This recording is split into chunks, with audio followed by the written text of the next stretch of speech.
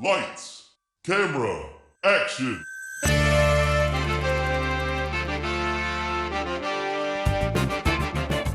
When a script is written that is so bad, no one will film it. These brave podcasters will bring it to life just so they can mock it. This is Table Reads. So the movie's kaput, which means your script ain't worth the buffalo shit on a nickel. Table Reads with Sean McBee, Jeff Lewis, and Joshua Baker. Hey everybody, welcome to Table Reads, episode 99! 99. The most Can you important even believe it? I got 99 problems, but this script ain't one. That's right. It's a perfect script. This script is like half my problems. What? 99% of your problems. Oh, not exactly. So, we have like 30 pages left. Yeah. He's like, I'm ready to start the next episode. Whatever. He goes, let's start the next episode, and then shoves shit in Do his it. Let him know. Just nougat. We have like 30 pages to finish here. We got this. And we have to, because I don't want episode 100 to be like, oh, here's the last part of a fucking script. We do episode 99 and then episode 99 and a half. Yeah, we just need to get We can do it, man. There's lots of blocks of narration, but there's a lot more dialogue coming up. So yeah, just the don't- problem we get through is that. it's probably going to be so terrible that we have like that is our job as entertainers. Half the job is reading the script. You just say The it other half is sucks. shit. Keep No, going. Keep going. Oh yeah. Speaking of keeping episode going. 99 is the worst episode. Let's do that. Let's keep going. All right. Previously on Table Reads.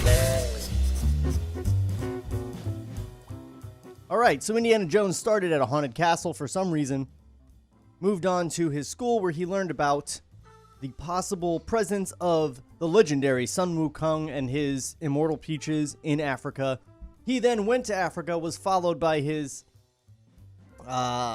paramour / student, Betsy, who concealed herself in a banana barrel for 3 weeks in order to follow him. Upon arriving in Africa, he's immediately followed by Nazis who chase him in a speedboat. He gets attacked by pirates apropos of nothing. He then has to trek through the jungle where he buries himself alive in order to, him and a whole village of people, in order to escape stampeding wildebeests. Bet you guys forgot about that. Meanwhile, the machine gun arm having Nazi is still on his tail. This time in a giant tank, 100 feet long and 25 feet tall, about 3 stories high. And then there's a whole episode where he's fighting the tank, and sometimes he's riding a rhino when he does so. And then they find the lost city of Sun Wukong. Where the Nazi that they have brought into this golden city with them against all reason uses his machine gun arm and his one concealed bullet to kill the leader of the lost city, which makes him their leader now. And I mean, he got past their defenses, which were... Oh, I forgot to mention the moat full of African mountain sharks. At which point, all the gorillas do a Nazi salute. Yes, we have Nazi saluting gorillas and pygmies, Oriental pygmies. Oriental pygmies, yeah. Oh, for fuck's sake. I want the fucking concept art for this. I want it so bad. It's Axe Cop. Yeah. It's wow. Racist Axe Cop. Racist XCOM. Yeah, like if Axe Cop was written by that 5-year-old kid, but that 5-year-old kid Growing up in a very troubled home. was like part of Westboro Baptist Church. Adult Swim, you ain't got the balls. So, let's see what Gutterbug, the one-armed, machine gun-armed Nazi, does as leader of the lost city of Sun Wukong. Fade in. You could make it better.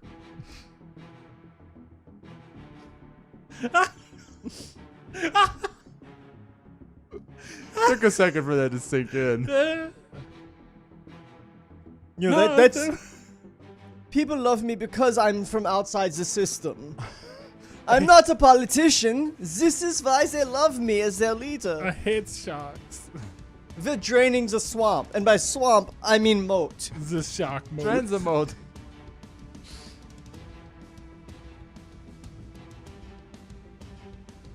Interior palace. Ruler's chamber.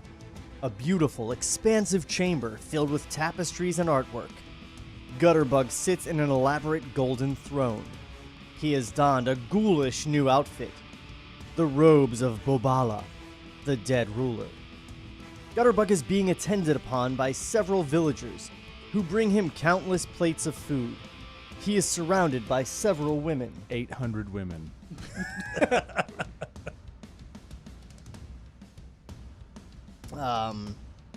Who patiently wait for his orders. Gutterbug gobbles down the variety of food and wine, drooling, slobbering, Why? because it's like King Denethor. Okay. While Pippin's singing, he's just like cherry tomatoes bursting. I guess. I don't know. But that was he was hungry. the image I got. Punched in the tank. Scraggy kneels before the Nazi. Gutterbug uses Indiana's whip as a leash. First it's a noose, now it's a leash. It's barely gotten any use as a whip. It is tied around Scraggy's neck and held by the Nazi. Gutterbug pulls the leash, hard, nearly strangling Scraggy. His mouth filled with food. Gutterbug screams at Scraggy. I want to see Jones! Scraggy translates for the guards. Interior. I bought this. He just says it right through him the same thing. I don't know who Jones is. What's the Jones? Which one was that? Interior dungeon. Dark, musty, surrounded with moss-covered stone walls. Located beneath the palace. Indy and the others are locked inside. Everyone is silent, staring, waiting. Claire consoles a tearful, despondent Tiki. The dungeon gate opens. The two guards enter. They drag Indiana out of the dungeon. Betsy calls out to Indy, trying to follow. But the guards slam the wooden door in Betsy's face. She peers through the small barred window, worried, upset. Interior palace. Indiana is led into the ruler's chamber. Indy sees Scraggy tied to a leash. An angry, vengeful look covers Indy's face. He turns to Gutterbug. The Nazi, still stuffing his face with food, pulls tightly on Scraggy's leash. Your friend makes a wonderful interpreter.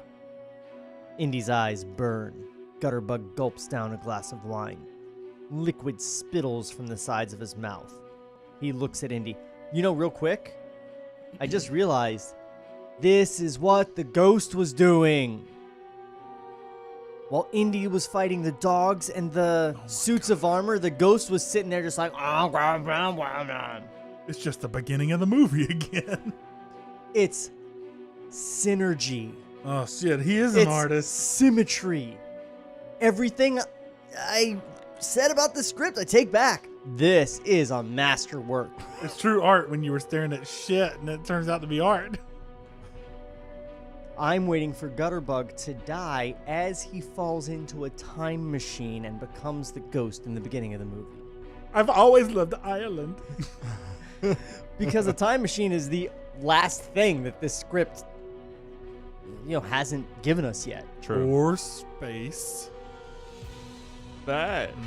Indiana Jones, space archaeologist. Space Monkey King. Shit, I want that movie now. We can write it. The Nazi Party will exist for 1,000 years, and I wish to be alive for every year.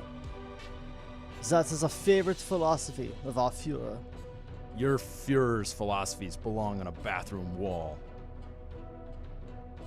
This is a very serious matter, Dr. Jones. Ow. It could save your life. I understand that somewhere in the city, there is a garden of Immortal Peaches. I want information about this garden, and I would greatly appreciate it if you would share everything you know with me. I don't Hold share. on. Hold on. You're the ruler of the city. Just ask. Just go, take me to your peaches, everybody. Take me to the peaches. I still want to be a sneaky leader. I don't share anything with Nazis. Gutterbug nods. He takes another bite of food, shooting a glowering look to Indiana. Very well. My friends will be here soon. Crushing it. They will rest. Enjoy the pleasures of my newfound kingdom. Kisses a woman and pushes her away. That's my life. Then In one sentence. we shall exterminate these worthless people, destroy their city, and we will carry away all of its riches in pieces. Gutterbug goes back to his food. Scraggy exchanges a worried glance with Indiana.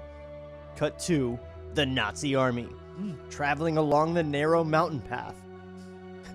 This is when they get to the blockage and they're like, oh man! Oh, shit. Well, I hope he did all right.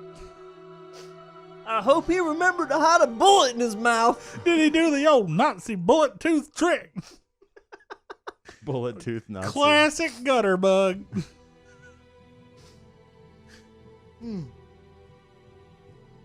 All right.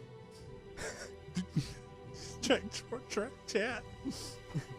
There's nothing going on in the chat. Bye, guys. Nobody loves us.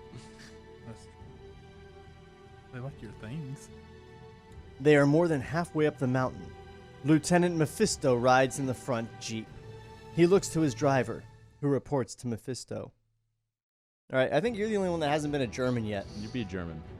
I do all the terrible things. Yeah. German, English subtitles. Sir, we shall reach the mountaintop in less than 60 minutes. Mephisto nods, anxious.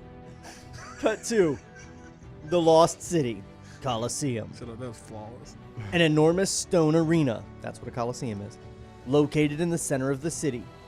It resembles the Roman Colosseum, because that's the only Colosseum that is... It's more Colosseum-y than any Colosseum you've ever Oh, Colosseum. you called it a Colosseum. You don't need to say it resembles the Roman Colosseum. Can you see him? No most one is picturing Colosseum. anything else. The Colosseumist Colosseum. No one's like, the Colosseum. Oh, so it looks like the Hollywood Bowl? It resembles the Roman Colosseum in size and structure. The Colosseum's top walls are surrounded by countless large metal bells. The bells are ringing. They are the same bells we heard earlier, but now they sound eerie, threatening. The many seats are filled with members of the village, all gathered for a special event. Gutterbug sits in the elaborate ruler's box. It is covered with a protective golden grating. The box is located directly above the earthen playing field.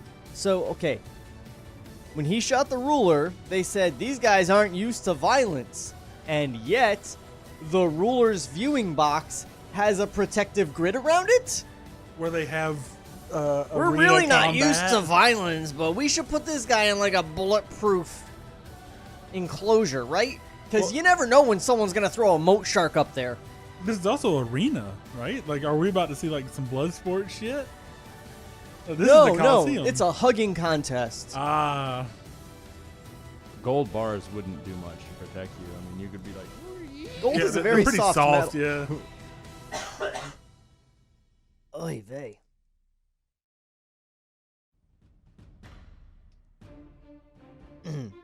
The box is located directly above the earthen playing field. Indy's whip is still tied around Scraggy's neck, who kneels at Gutterbug's feet.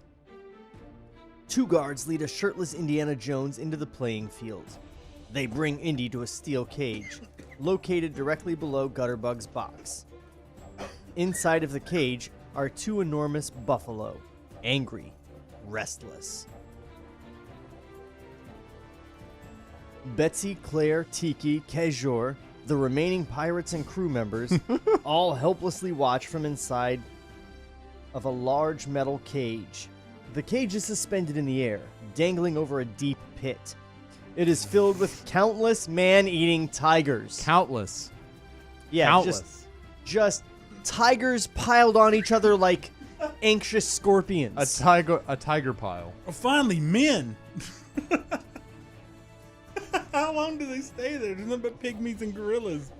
Man-eating tigers. Look, we've been hungry for so long. They They just just have, like, feed a- them peaches. Yeah, So they can live forever and be hungry? Everything in the movie has been fed peaches It and has- is immortal. It has to be. Life is pain. Your role is to. Oh yeah. Also, they're man-eating tigers. I don't think a man's ever been in there. That's what I'm saying. They would be starving. They're man-eating tigers. There's no men Countless here. pygmy-eating tigers. How can you tell that they're man eating? Like, I've starved. They're all just clones of the one from the Siegfried and Roy show. That's right. so their face is kind of fucked up. Man, They're kind of tasting. inbred. Like, White tiger. Indy is led into the cage between the two buffalo. The guard grabs hold of it. Buffalo in Africa. Just throwing that out there. just a regular buffalo, not a water buffalo. It's just an OG buffalo. Like, Just Oh, yeah, no, let's call them out on that. yeah, you know, African buffaloes are a thing, right? African mountain sharks. Can we start a band? African mountain African sharks. mountain sharks. I don't play any instruments and I certainly don't sing, You don't have to. but I will shake a tambourine as the premier tambourine player of African mountain sharks. That's Sean's name. Sean, mean tambourine. Sean Mean Tambourine McBee. The guard grabs hold of Indiana. They tie one of his arms and one of his legs to each side of the buffalo, preparing to draw and quarter Indiana. A delighted gutterbug peers down at Indiana. Dr. Jones, these beasts are anxious to run wild, free. How long will you be able to ride before they tear you in two? Indy looks at Scraggy, who is very frightened. Goodbye, Dr. Jones. Gutterbug turns to the guards, ready to give them the order to open the cage and set the buffalo free. Indy suddenly screams. Hail Hitler! Upon hearing the words, Gutterbug stands like a robot. He raises his mechanical arm in a Hail Hitler pose. What? Hail Hitler! What the fuck? Just PTSD reaction. Just like Pavlovian. Yeah, it's like, What's happening? where? What the fuck? The fingers of Gutterbug's... Oh god, it's worse. The fingers of Gutterbug's mechanical arm get caught in the metal grating above his head. Gutterbug tries to remove his fingers. No good. Stuck. Gutterbug pulls. Hard. His mechanical arm is ripped from its socket. It dangles from the grating. The crowd watches. Puzzled. Shocked. Scraggy thinks fast. He leaps to his feet and grabs the arm. He tears it out of the grating. Scraggy holds the arm above his head. Now it is he who possesses the power. The crowd cheers Scraggy, their new ruler. What a wild 24 hours this has been for this fucking village. You could just call it the hangover. Right. The hangover. Gutterbug steps back, suddenly frightened. Scraggy orders the guards to free Indiana.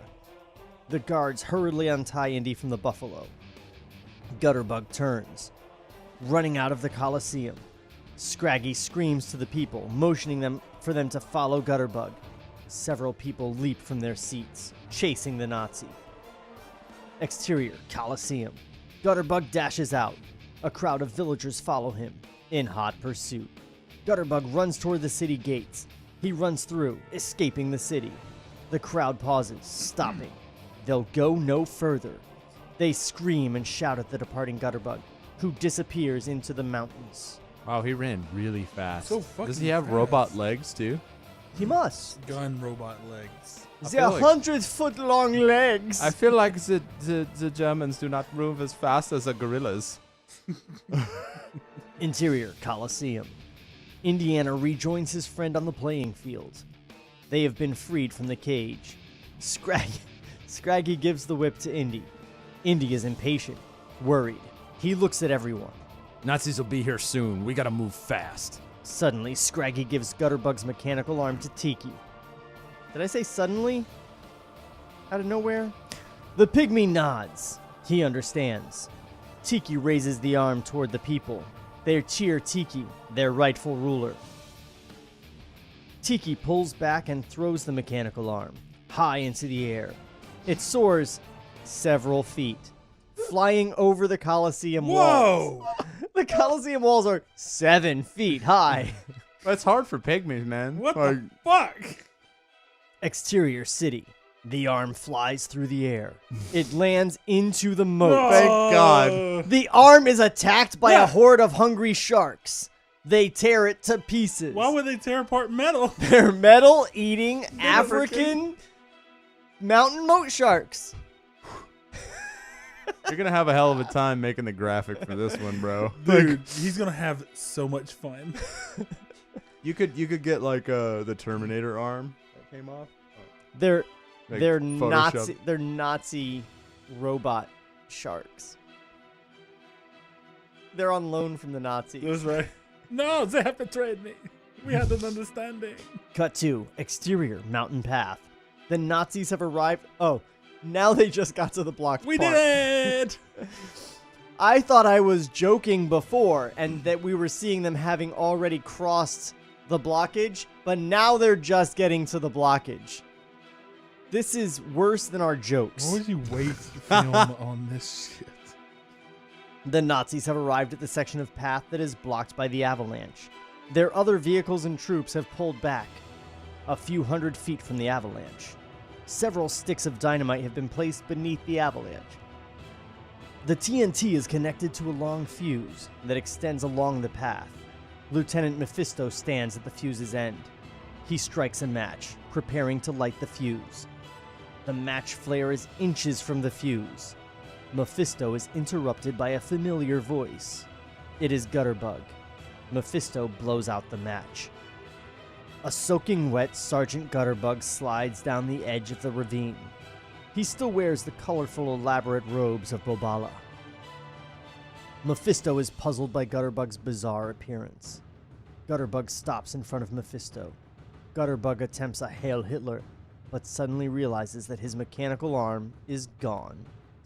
Gutterbug drips water all over Mephisto, who is disgusted by the appearance of his officer. He slaps Gutterbug. Idiot! Why are you dressed like that? Where is your uniform? Before he can answer, Gutterbug is shoved away by the disgusted Mephisto, who attempts to light the fuse. But his matches are useless, soaked with water. Furious, Wah, wah. Mephisto slaps Gutterbug, ordering him to fetch something. The sniveling Gutterbug nods and bows, scurrying away. He runs into the rear of a canvas truck. What do you mean ordering him to fetch something? Go get something. So either we understand what he's saying because it's in English or subtitled, so we know what he's fetching, or he's just saying something in German and we have no idea that he's telling him to fetch something. Why would he send the wet guy to go get more matches? Right? He's the one that And made it how wet did in the first his place. how did his matches, the whole gang of them, get wet just from him slapping Gutterbug? With the matches. I slap you with some matches. This is the ultimate insult in Nazi Germany. It's a match slap. The match slap. I strike a match on your stupid face. Oh, you're so wet. Interior truck, filled with several crates of dynamite and supplies. Gutterbug dashes inside, toward a silver metallic briefcase that rests in the rear of the truck. Gutterbug's greasy fingers open the briefcase. Inside, encased in black velvet, are two rectangular compartments. One of the compartments is empty. The other houses another mechanical arm. Yes! Gutterbug quickly attaches the arm to the stub of his shoulder and runs back outside. Please let it be a left arm. Instead of having a case with 2 right arms, I hope he had a set of arms. A right and a left. He just now he has to do it gangster style. Yeah, like every point. And the What a sight's great still on idea. the bottom. Yeah, he's like, shot. Exterior mountain path. Gutterbug rejoins Mephisto and extends his new mechanical arm toward the fuse. This one just has a lighter on it. This is my cigarette lighting arm. For when the Fuhrer wants a smoke. Thank you all for bringing it. And the empty case. He has a instead of having like it's like a power drill where instead of switching out drill bits and like screwdriver bits, you just get a whole different drill because those are permanent. Inspector Gutterbug.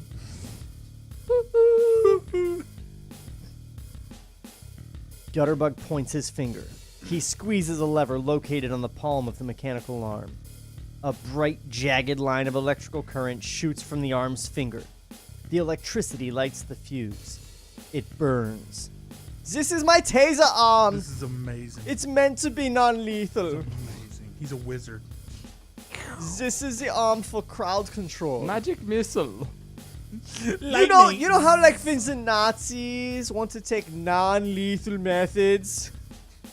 Sure, that never happens. That's why I've never used this arm. That is what this is for. It's for when we need to do things that are non-lethal.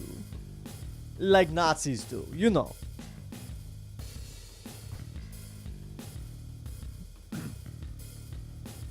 It burns. Moving toward the dynamite, Gutterbug and Mephisto hide behind a rock. There is a loud explosion. Rocks and debris fly through the air. The path is cleared. I feel like the people running this shit wouldn't be the ones lighting the fucking fuse. Yeah, why'd they send the They'd be general? like, Private, go light the fuse. If you get exploded, okay. Yeah. Like, Also, I'm not going to bother to ask if anyone here has matches, not at mine effect. I just am going to get this guy to get his taser on and use that. they'll all have matches. Why are you running off the top of a mountain wet and in crazy tribal robes? Also- Never mind, get the fuck on hand. Also, why are you wet? The only water we've seen is filled with sharks. Well, they hadn't even seen the shark yet. I'm speaking it from an omnipotent perspective of Zarita. Look like you were attacked by sharks, but this is not possible. We're on a mountain. You smell like sharks. Seriously You though, smell like there's sharks. no other water between the city and the Nazis. There's just the moat. Did he swim across the moat? The shark moat. Yeah, while they were distracted eating his robot hand. All of them? Everyone. We don't know how many sharks. Several. Several. Is So any number all be- the sharks in the ocean. Several sharks for this guy Millions of sharks. is between 0 and 800. There's You no can't water in see the the moat. water, It's it's just just sharks. fins. It's just sharks. Just sharks. There's no reason he's They're wet. just swimming in each other. This is my nightmare. It does kind of make me pukey thinking about it. Like big great white and they're like, We only eat tigers. tiger eating white shark. Technically a tiger shark. Interior city. The sound of the explosion echoes through the city, shaking the city walls. The Nazis are close. Indiana stands in the city square. He has assembled everyone for the battle. Tiki and the pygmies are armed with bows and arrows, spears and blowpipes. Kezher and the pirates hold their swords. Scraggy's men carry revolvers and daggers. Claire and Betsy stand with several gorillas. Tiki whispers to Scraggy, who translates for Indiana. I'll read this. I don't like it, but I'm going to read it. They want you to give speech. What?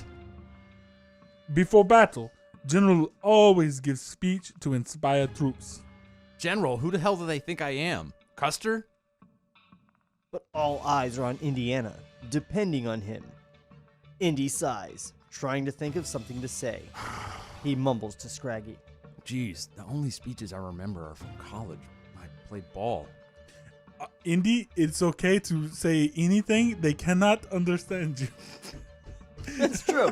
None of them literally say anything. Scraggy shrugs. Indy clears his throat. He looks at everyone, fumbling. Men and This is you. women, we're about to face one of our toughest opponents. They've got size, hardware, and, well, quite frankly, we're the underdogs. Yeah. Indy's eyes light. A moment of inspiration. The background music slowly begins to rise. Indiana's voice becomes louder. But, well, tougher. if it wasn't for the little guy, we would... What the fuck? If it wasn't for the little guy, where would this country be? I mean, I knew this little guy once, a scrawny little runt with thick black glasses and about 300 different kinds of allergies. But this little kid had a dream. He wanted to be on the football team. Well, all the big guys made his life miserable, always shoving his head in the drinking fountain, putting mustard in his pants, throwing him in the shower with all his clothes on. But that little guy didn't quit. He worked hard, never gave up. And in 2 years, he was the quarterback, star of the team. And you know why? Because that little kid had something that those big guys never heard of. He had heart. And nothing could stop that. Nothing. We hear the Nazis approaching. Indy screams. Now let's get out there and show them just how tough the little guys are. Everyone breaks into a loud cheer, ready to fight. The soundtrack music soars. Ba-ba-da-ba. Guys, come on. So disappointed in the both of you. He's reading a text. Sorry. Indiana raises his sword. He turns and runs toward the drawbridge. He has a sword? Yeah, he has a sword? Yeah. Since when does he have a sword? A sword. Why not? I don't know. He has a pistol in his hand. What the fuck do you need a sword for? Both close and far combat. And then where's the whip go? Ba-na-na. He turns and runs toward the drawbridge. The people follow as Indy leads them into battle. Exterior city. Jesus, do you guys talk ever again? Well, Oh my god. I don't think we Oh do. my god. Oh my, I'm just turning page after page after page and Take it away. So we're just gonna make noises. oh my god. It's all right. This is how we get through this. There's literally Yeah. It'll burn through all the way to the It's end. all on you, buddy. there's literally not another line of dialogue until 120. And guess what? That's my character. Yep, clear. You got to be entertaining. Holy shit. Scraggy has a line on Holy shit. 147. Page 124 is the first time one of you guys has a line. What page are we on? 115. Oh my fucking god. Good I luck. quit. All right, hold on. I'm going to read this fast. Exterior. City. What the fuck? Indiana, armed with a shield, sword, and pistol, leads his troops forward. The Nazis are approaching.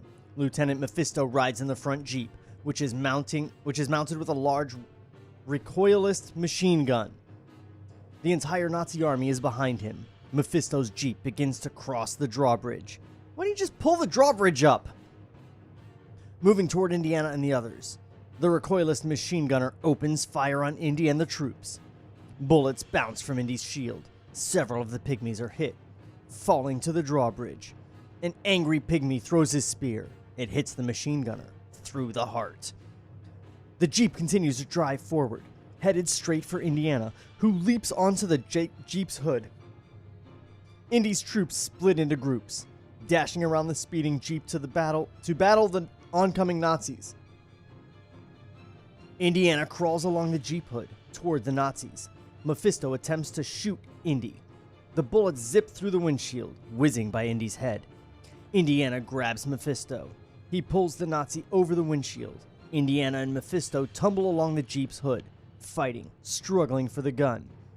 The jeep directly behind Mephisto is filled with several crates of dynamite. Gutterbug, back in uniform, rides here with 3 Nazi soldiers. As the pygmy troops come forward, Gutterbug extends his mechanical arm. He zaps several of the pygmies, killing them with deadly jolts of electricity. This is not so much a taser as a something worse than that. I don't know. He's the emperor. Young Skywalker. Something Nazis. As the Jeep passes through the city gates, Indiana and Mephisto continue to battle along the hood. Interior city. Mephisto attempts to shoot Indiana, but Indy pushes away the Nazi's arm. The gun fires, hitting the Jeep driver, who slumps over the wheel. The speeding Jeep spins out of control. It flips, sending Indiana and Mephisto flying through the air. They tumble to the ground. The Jeep crashes into a wall.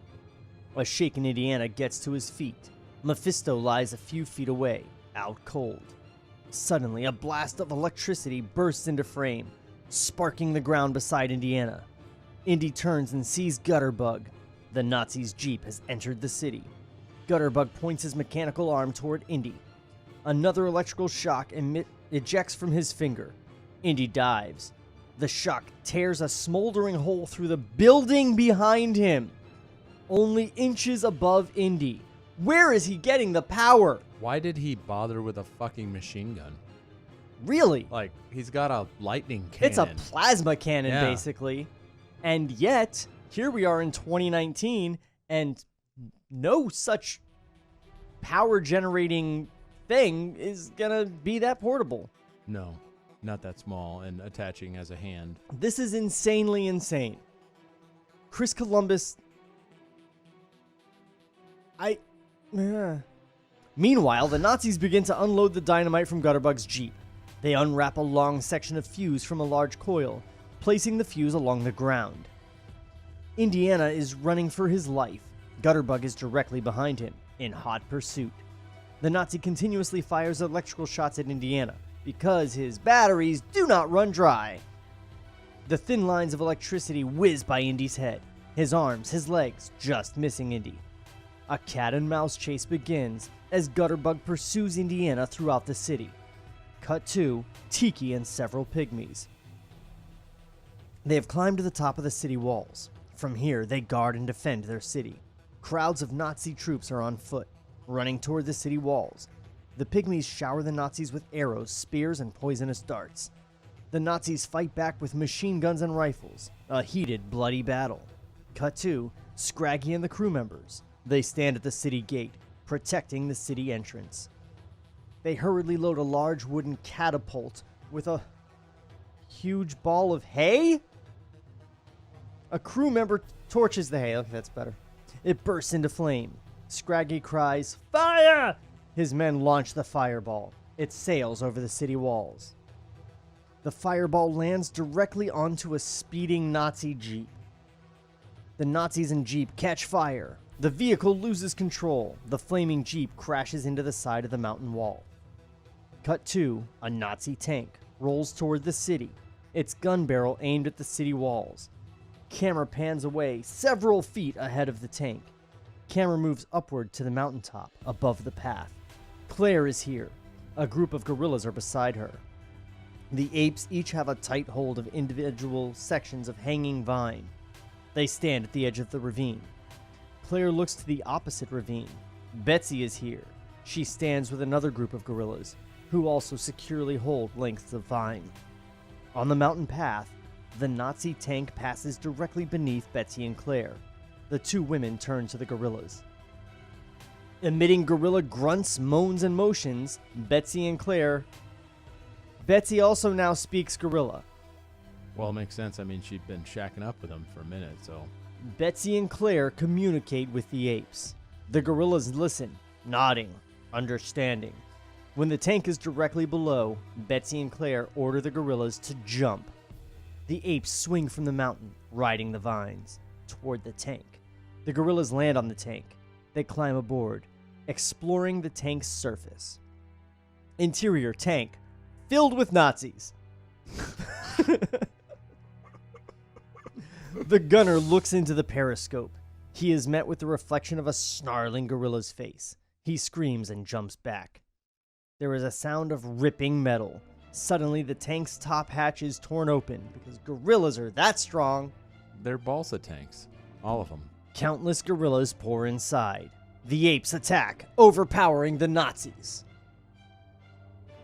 Exterior tank. As the gorillas climb inside of the tank, Betsy swings across the passageway to Claire. She exchanges a congratulatory handshake with Claire. Betsy's face suddenly goes white. A shocking sight. A group of Nazis have climbed to the mountaintop. The soldiers spot Claire and Betsy. They run toward the women. Betsy and Claire dash off into the thick of the jungle. The Nazis follow in hot pursuit. Cut to 2 large canvas trucks barreling along the mountain path. Kejur, the pirate king, leaps from the side of the path between the 2 trucks. Kejur climbs onto the rear bumper of the first truck. The driver of the second truck spots Kejur. He begins to fire shots at the pirate king. As bullets whiz by him, Kejur hurriedly removes a thick metal chain from around his neck. He secretly connects the 2 truck bumpers with the chain. Moving on to scene 130. Interior second truck. Filled with Nazi troops, seated, armed, waiting to fight. There is a sudden ripping sound, followed by another, and another. The Nazis are startled to see blades of countless swords piercing the canvas. Through all sides of the truck, several pirates leap through the canvas, attacking the Nazis. The Nazis fight back with bayonets and daggers.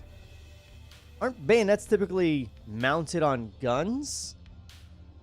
I don't know why you Don't fire the weapon, just use the knife that's glued to the end of it. Way more accurate. You do that when you're very up close and no more bullets. Interior, first truck, cabin. 2 pirates burst into the cabin. They stab the Nazi driver. The cackling pirates take control of the steering wheel.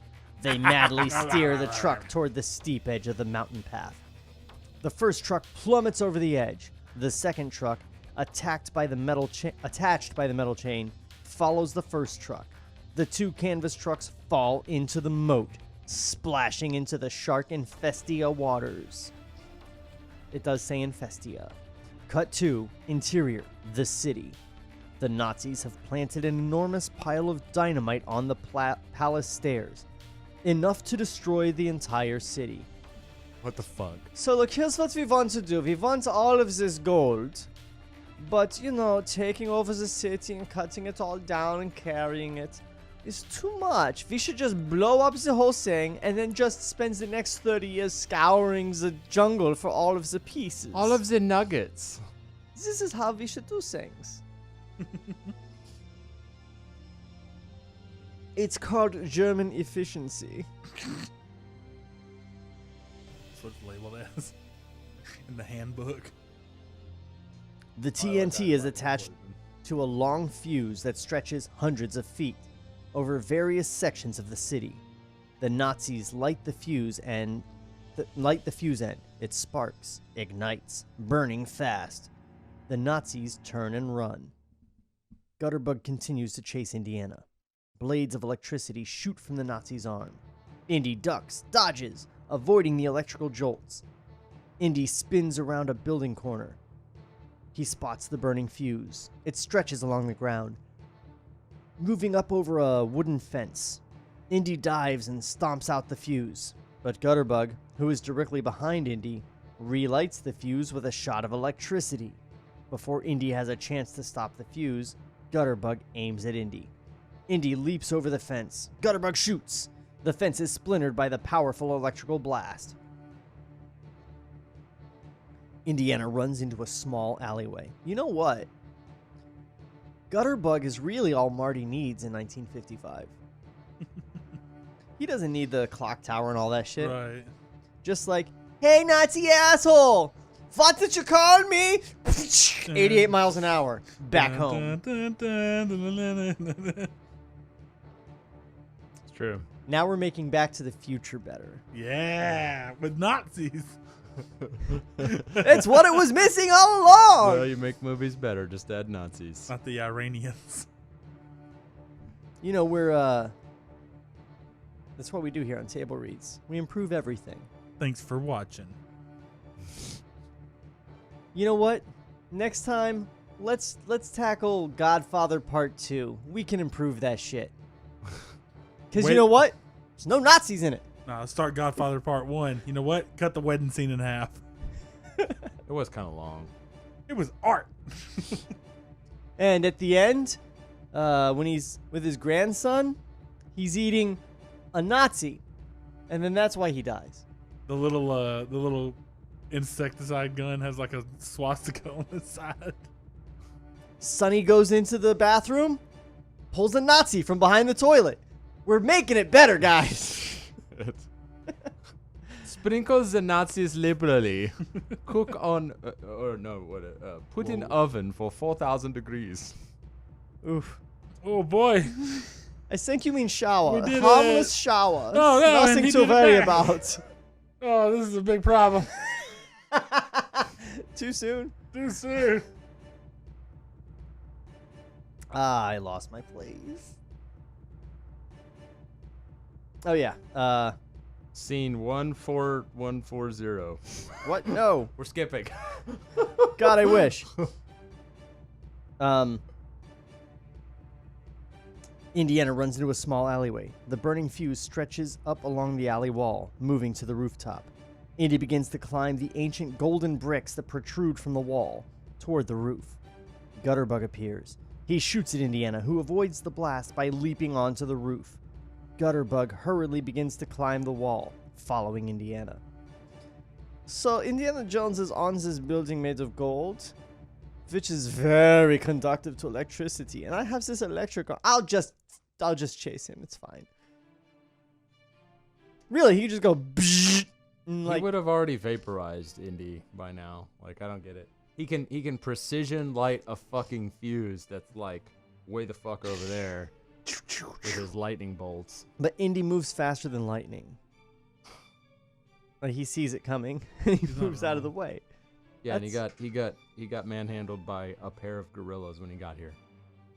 They're strong and not electrical. He's weak against monkey. You know what? it. I'm not gonna say beyond the shadow of a doubt that these gorillas are not electrical. That's true. You're right. Don't commit to anything. That's what the script taught me. Liquid sharks. Because nothing is too far for this script. Nothing. No. I hope Maximus shows up. We already made that joke a couple episodes Oh, back. did we? Yeah. For all you guys showing up late.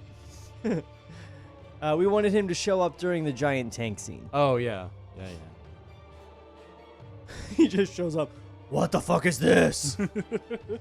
Oh, yeah. We joked that we wanted him to look at the tank and go, What do you want from me? Okay. Exterior rooftop. Gutterbug arrives at the top. He looks around. There is no sign of Indy. But the fuse rests at the roof's edge, unlit. Gutterbug restarts the fuse. At that moment, Indiana leaps out from inside of the stone smokestack. He jumps the unsuspecting Gutterbug. They tumble and fall off the rooftop edge. Indiana and Gutterbug hit the ground. They continue to struggle, fight, as the fuse burns in front of them. It speeds toward the pile of dynamite, less than 50 feet ahead. Still wrestling with Gutterbug, Indy rolls toward the fuse. Indy reaches out and stops the fuse with his hand, but Gutterbug moves fast. Again, the Nazi relights the fuse. Indy suddenly leaps to his feet. He runs off screen. Gutterbug follows. The fuse continues to burn, moving closer to the dynamite. Indiana runs to a cluster of trees. He comes to an abrupt stop between two trees. Gutterbug is upon him. The Nazi pauses, only a few feet from Indy. Gutterbug points his arm at Indy. A clear shot. Gutterbug smiles.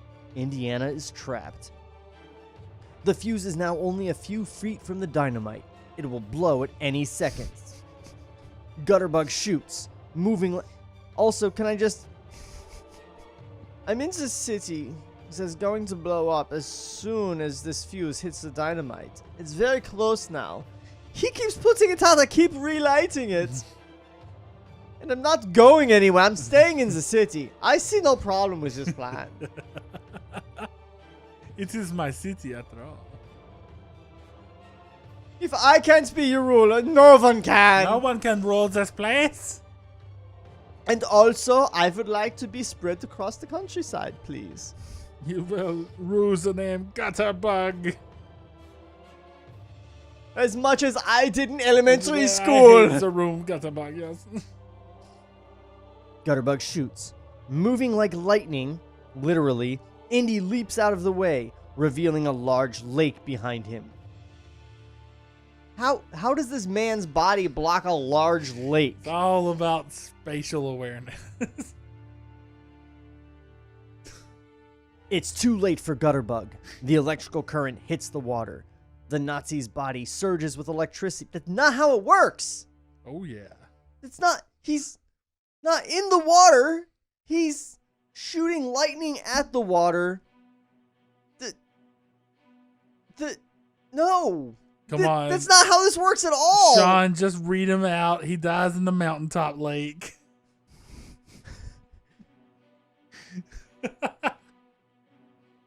The electrical current hits the water. The Nazi's body surges with electricity.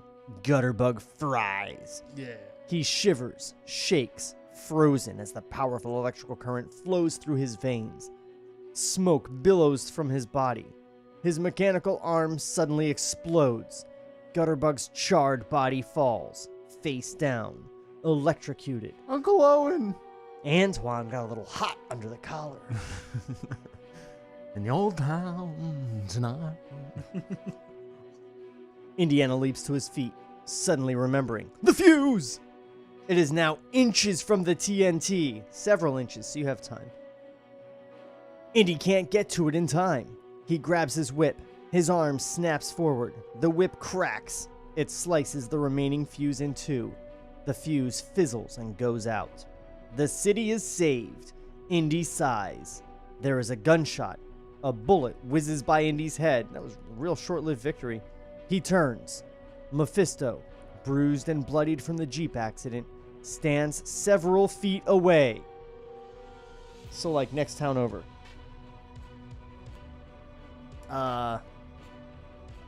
Mephisto's Luger is aimed at Indy, prepared to take another shot. Indy removes his revolver. He fires at Mephisto. The Nazi dashes into the Colosseum. Indiana follows. Table Reads will return after this brief word from our sponsors. What's up, docs and docettes? Trevor Thompson, the self-appointed Looney Tunes critic here, and if you like old cartoons and watching online reviewers dissect them, then you probably said the same thing I did about 2 years ago. Hey, what the fuck? Here, watch your language, bud. Every Saturday morning, I do a brand new commentary of a Warner Brothers short. All throughout the month, I do video essays examining the history of these cartoons. Catch my videos on youtube.com/FerrisWheelhouse2, or just use the hashtag Looney Tunes Critic. And now, here's Eric Bauza, the new voice of Bugs Bunny. You've been listening to the Looney Tunes critic. Ain't he a stinker? Lights, camera, action. So the movie's kaput, which means your script ain't worth the buffalo shit on a nickel. Now, back to Table Reads. So, this episode's going long, guys. We're about 53 minutes in at this point. So long. And we've gone through a third of our remaining pages Yeah. for this episode. Well, Sean has. So, let's just... You guys have anything you need to say? Nope. Go, Sean, go. No comments? All right. Hug your mom. Bring us home, Sean. Let's fucking do this shit. Fade in.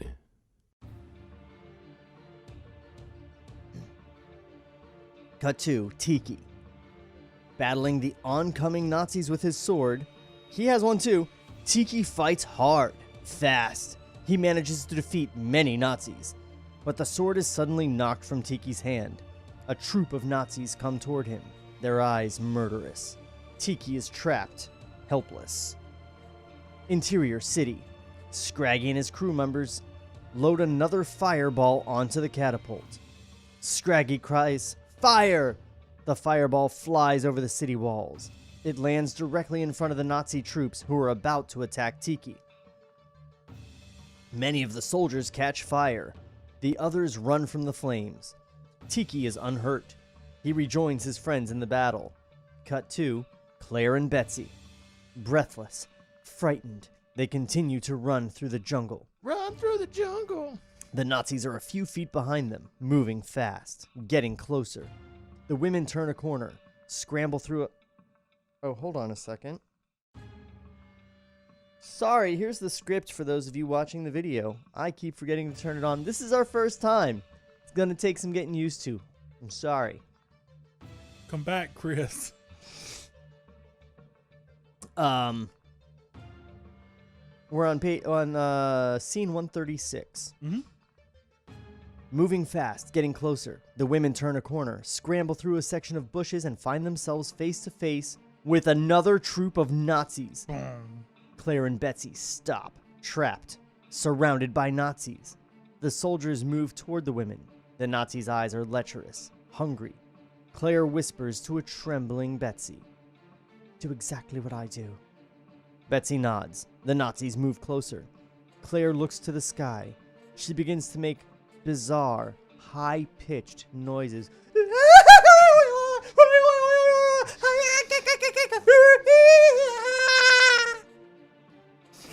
That was amazing. Thank you. It's on video forever. Yeah, but his back's to it. Yeah. You know, you gotta commit. No, you committed to that. You bit, guys and I know for a respect fact that. I would have done the same exact thing with that camera not here. I don't think No. you knew the camera was here. Yeah, I think he completely forgot. Now where am I? Method A as confused Betsy makes the same noises. Not gonna redo it. The Nazis Do look at it. each other and chuckle. The women continue to make the sounds. Suddenly, the exact sound seems to echo from the sky. It becomes louder. Louder. Please be a biplane. It belongs to 100 voices. The Nazis pause, looking upward, puzzled. There is a splattering of... Splattering? It says splattering. Oh, she There called is the a birds. splattering of birds. Yeah. They attack from above. The birds' screeching is identical to Claire and Betsy's calls. The angry birds attack the Nazis. Pecking, scratching, biting. Speaking of catapults, Claire and Betsy continue to make the sounds, which causes the birds to ignore them. The Nazis scream, dropping their weapons, falling to their knees. Each soldier is covered with birds. They are being torn to shreds. Claire and Betsy turn and run, escaping into the jungle. The Nazis' screaming echoes behind them. As they run, Claire explains to Betsy, "I made the sound of a baby swandola bird, crying for help." The mother birds immediately reply to the cries, angrily protecting their children and murdering the baby's attackers. Holy shit. Cut 2. The 2 canvas trucks. They crookedly float along the shark-infested moat waters. The battered, bruised trucks now resemble 2 sinking pirate ships. Kejur and the pirates battle the Nazis along the truck flames. The pirates fight in their element. Water. With fast, swinging swords, the pirates are defeating the Nazis. Several Nazis fall into the water and are immediately attacked by countless sharks. It's a good saying if you do not give Nazis guns. Ah, yes, water, our natural element. You know the Fuhrer's aversion to guns. Because not a single Nazi has fired a gun in his whole thing that wasn't a finger. I will not be bested by a pirate. If only we had practiced on water more. Mephisto Water fired a into her. gun, but he fucking missed. Yeah. And he only fired a That's single true. bullet. That's like, true. Like, It why was did- my only one. They're like fucking stormtroopers, man. Shit. Except stormtroopers shoot guns. That's true. Multiple times. Continuously. Stormtroopers aren't rushing in and going, "Get him!" with your sticks. Punch him! Stab him with the stick end. Except TR-8R. Beat him with your helmet. Bang! Beat him with your helmet. Every resource. With fast swinging swords, the pirates are defeating the Nazis. Several Nazis fall into the water and are immediately attacked by countless sharks.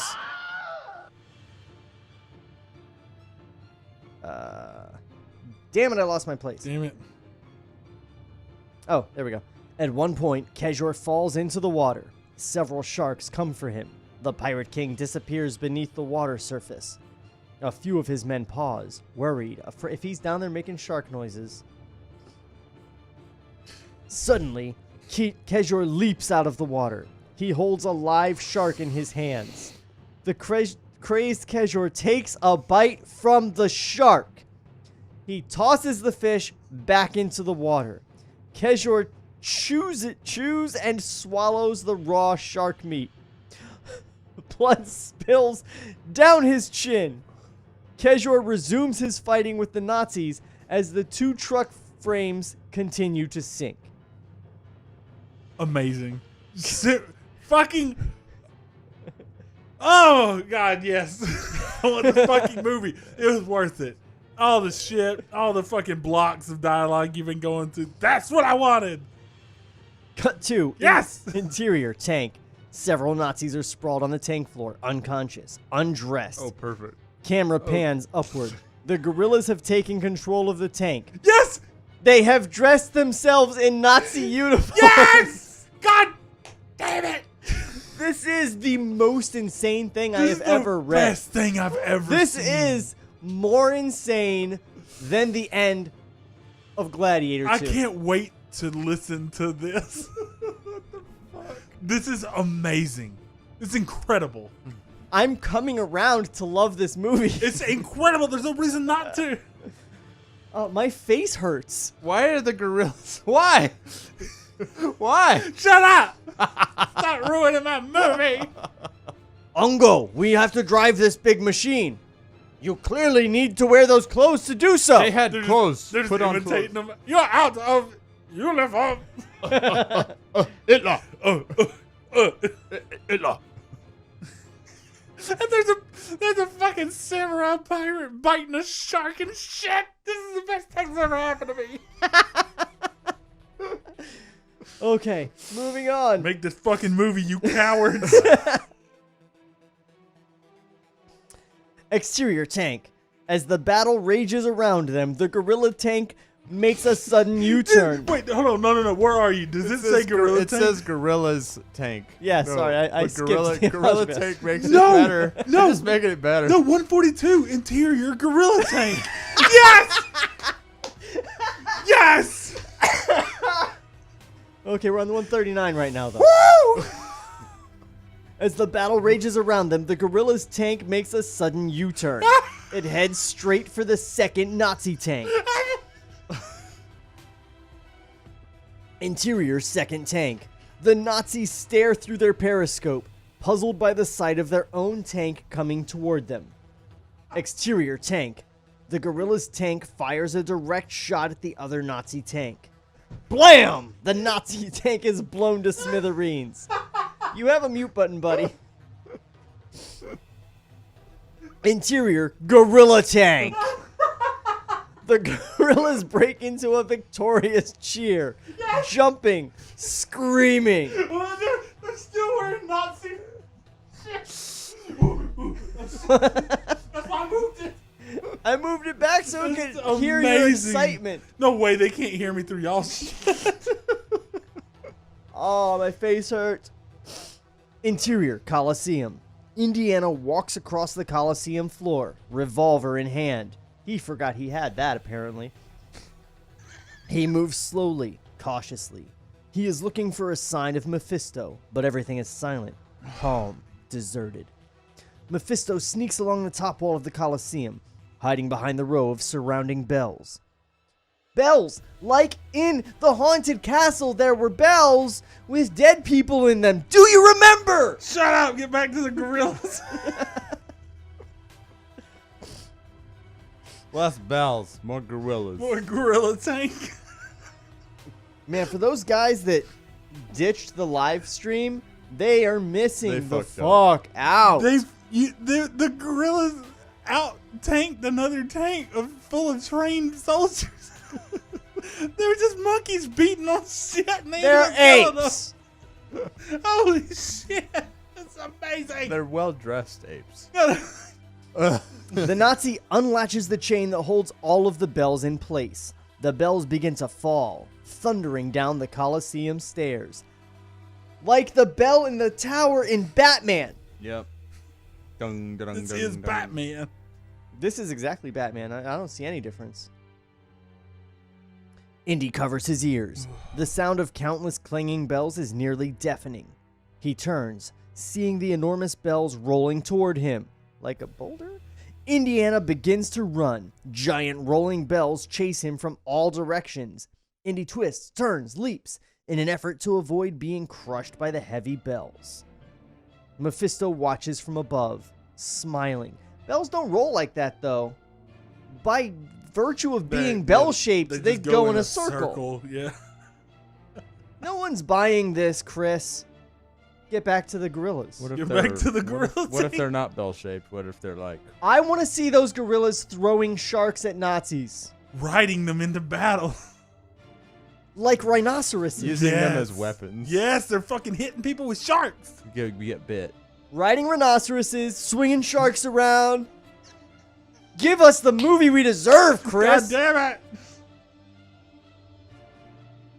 Indy continues to run, a giant rolling bell chasing him from behind. The bell gains speed. Getting closer, closer, a few feet in front of Indy, is the deadly tiger pit. But Indy can't stop running or he'll be crushed by the bell. Woke up in the morning, no, sorry. That's different. What? Crushed Time by the out. bell, saved by the bell. Time out. Yeah. I wish I didn't say it. Really. I agree.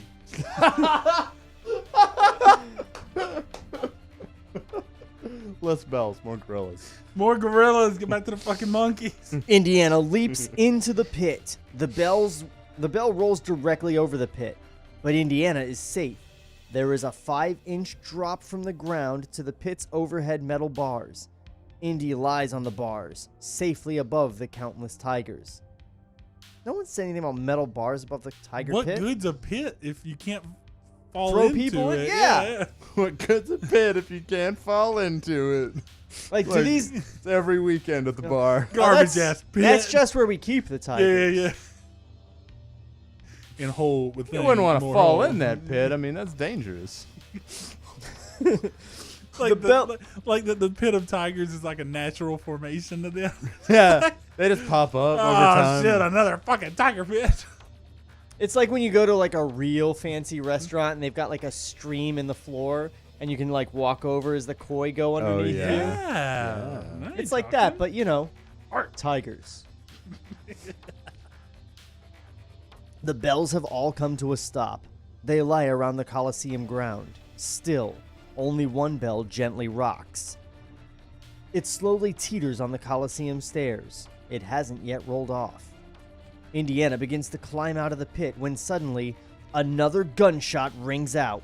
Indy is hit in the chest. He slips, falls. Biz's wounded body is sprawled on the bars, teetering, ready to fall into the waiting tigers. Get this man a peach. Mephisto's Luger is smoking. The Nazi walks down the Colosseum stairs. He moves toward Indiana. Seeing Mephisto heading for him, Indiana removes his gun. He aims at the Nazi, but Indy's vision is blurred. His hand trembles. Mephisto's silhouette nears, but the bullet zips past Mephisto and strikes a section of wood below the teetering bell. This causes the bell to fall and slowly roll forward, because there's nothing we like more than our hero succeeding accidentally. Mephisto arrives at the edge of the tiger pit. He is about to shoot Indy, then comes upon another idea. Mephisto lowers the Luger. He gives a swift kick to Indy's ribs. Indiana falls through the bars. Tigers. Why did it have to be tigers? God damn it.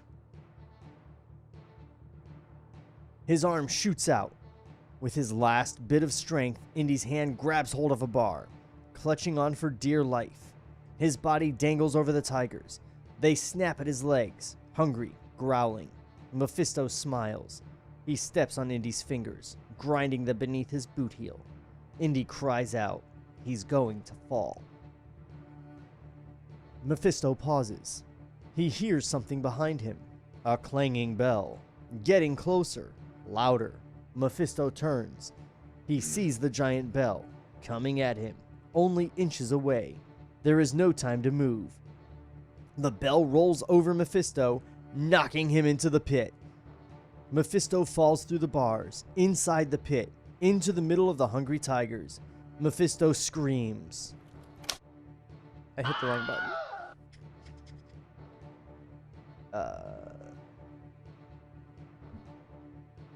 Shit. Mephisto screams. Where is it? Oh, the tigers are upon him. The Nazi is ripped to shreds. Within seconds, his screams are a memory. A very weak Indiana still clutches the bar. He manages to boost himself out of the pit. He takes a few steps, wobbling. Blood pours from the wound in his chest. He stumbles to his knees. His eyes roll back. He falls to the ground. His body is still, motionless. The end. No, not yet. Cut 2, interior tank. The guerrillas, still dressed as Nazis, continue to drive the tank forward.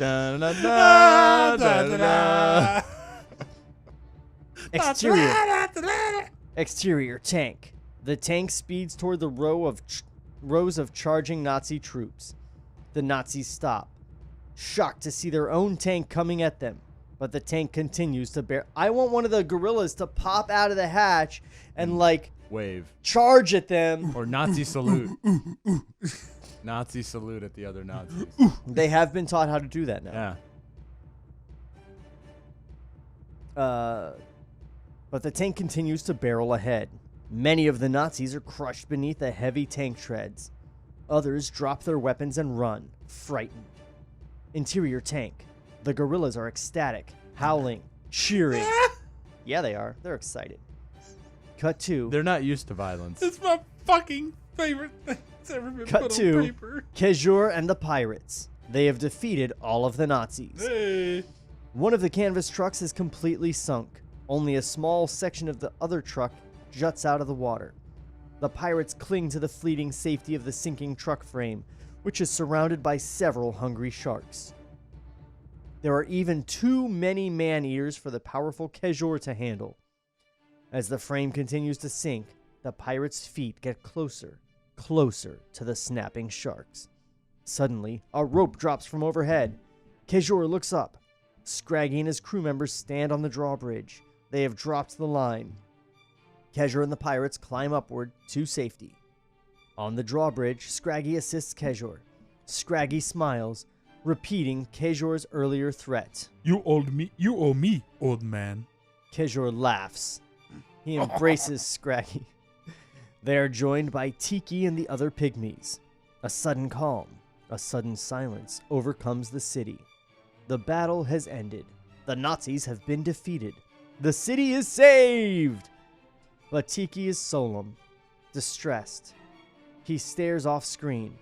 Camera pans to his POV. We see the countless bodies of pygmies, sprawled on the ground, dead. The price you pay for freedom! Suddenly, the silence is interrupted. Someone is crying. It is Betsy. Scraggy looks off screen to the direction of the sounds. The color leaves his face. Scraggy's POV. A group of pygmies carry the limp body of Indiana Jones out of the Coliseum. They gently lower Indy's body to the ground. Shit. Claire and Betsy kneel beside Indy. Tears run down Betsy's face. Scraggy suddenly breaks away from the crowd. Camera dollies with him as he runs toward Indy. Scraggy stops at Indy's body. Claire, eyes filled with tears, nods to Scraggy. She can barely utter the words. He's dead! Tears erupt in Scraggy's eyes. He breaks down crying.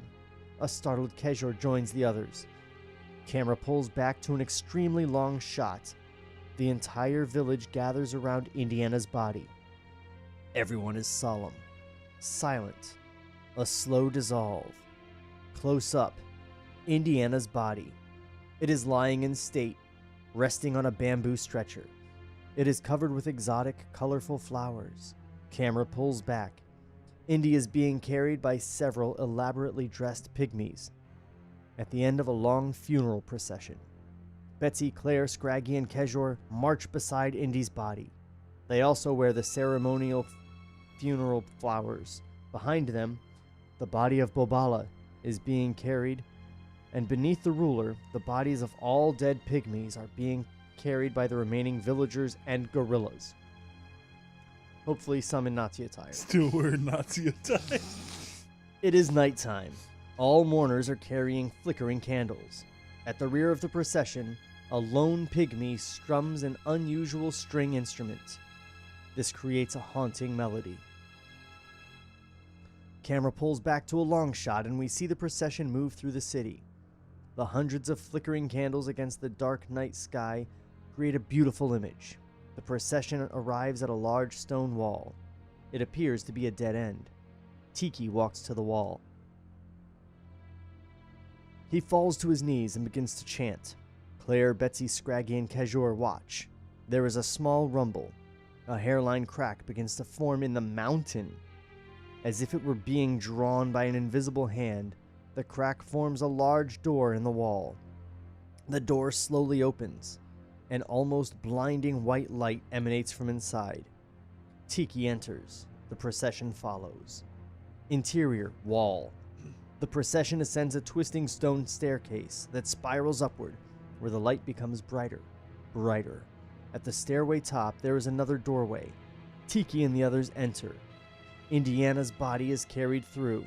The Garden of Immortal Peaches. Bum, bum, bum. A breathtakingly beautiful forest of never-ending luscious garden trees filled with succulent ripe peaches. What a narrator change. We have never seen colors like this. So magical, so intense. Bright sunlight shines from a vivid blue sky. There is always a rainbow here. Always a rainbow here. The procession enters. Scraggy, Claire, Betsy, and Kejor stare in total wonderment. Betsy is puzzled by the bright sunlight. Sunshite. The sunshine.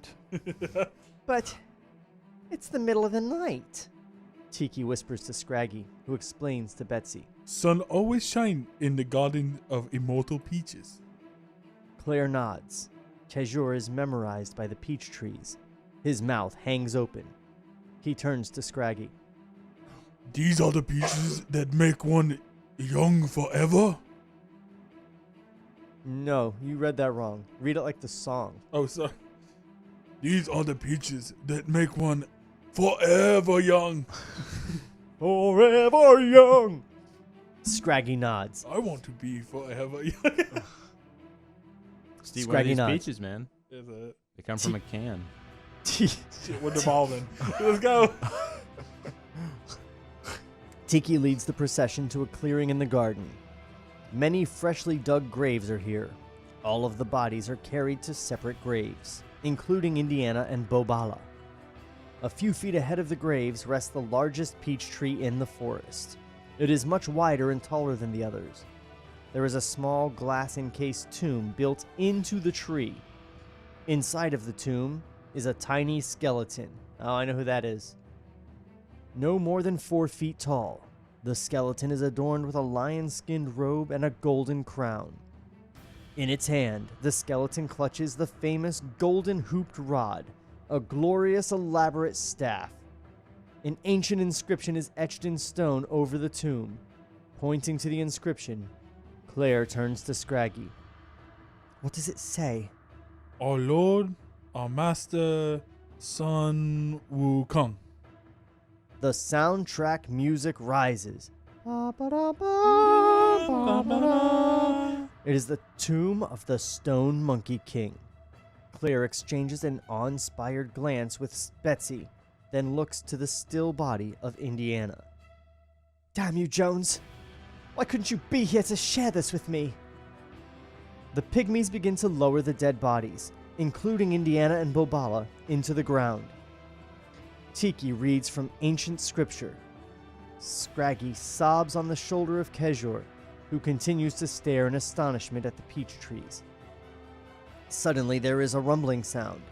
Followed by a slight tremor, the trees begin to sway, As a howling wind rushes through them, the tomb of Sun Wukong glows with a bright light. The glass surrounding the tomb suddenly shatters. The skeleton's head turns.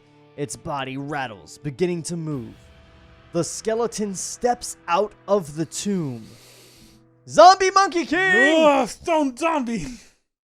Everyone stares in awe, terrified. Josh is broken. Shut up, Josh. This is amazing. The skeleton takes a few steps forward, stops, Oh, yes. and raises its arms. High in the air, the skeleton opens its mouth, emitting a high-pitched, unearthly screech. Do you think this would be shot in stop motion like Jason and the Argonauts? Wait, hold on, let me try that again.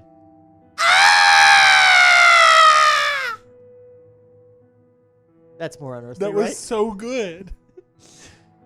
Authentic monkey undead. Zombie Stone Monkey King. I mean, anyone that's heard a zombie Monkey King screech knows what it, I mean, Right.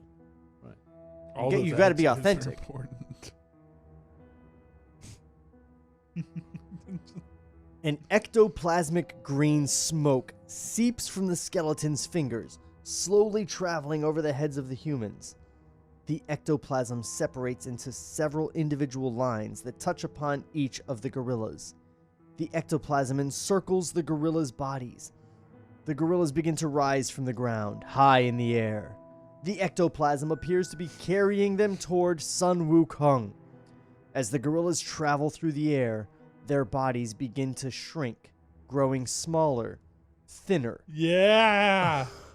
The humans stare into the sky, watching the amazing magical transformation. As the gorillas get closer... Okay, are they gonna Voltron into a new Sun Wukong? With part Nazi gear on him. And I'll form the head!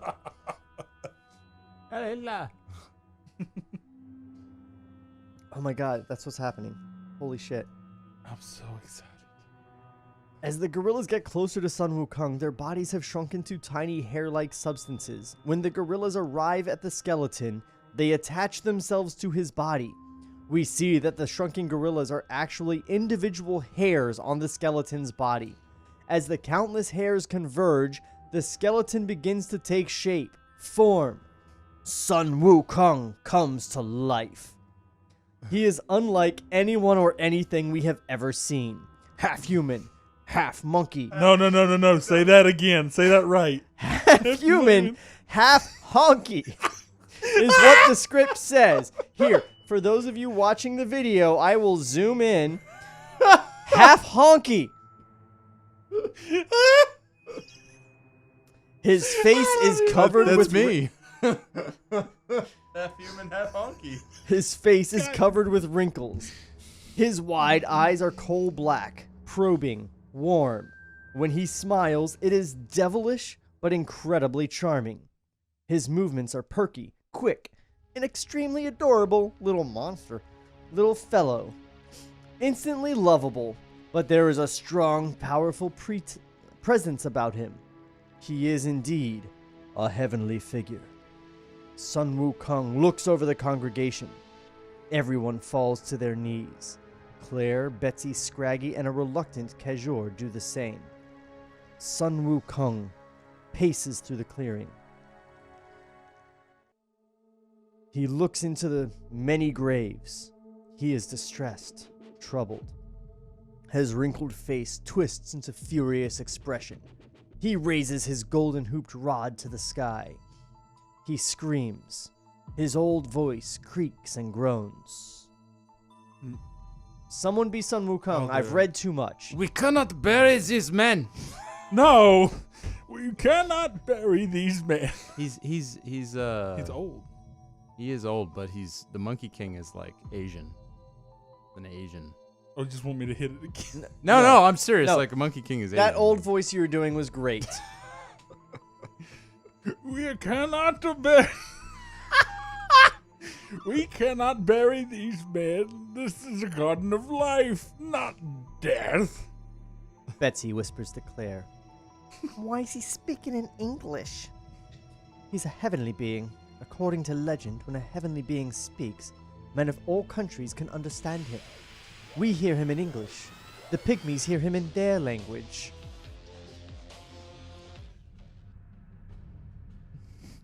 Actually, here we go. No. This is a garden of death. Jesus Christ. Mischievous. Here we go. There you go. Betsy nods. Sun Wukong continues his heartfelt scream into the heavens. Return their souls! I demand it! Return their souls! Is that Bane? Old Bane.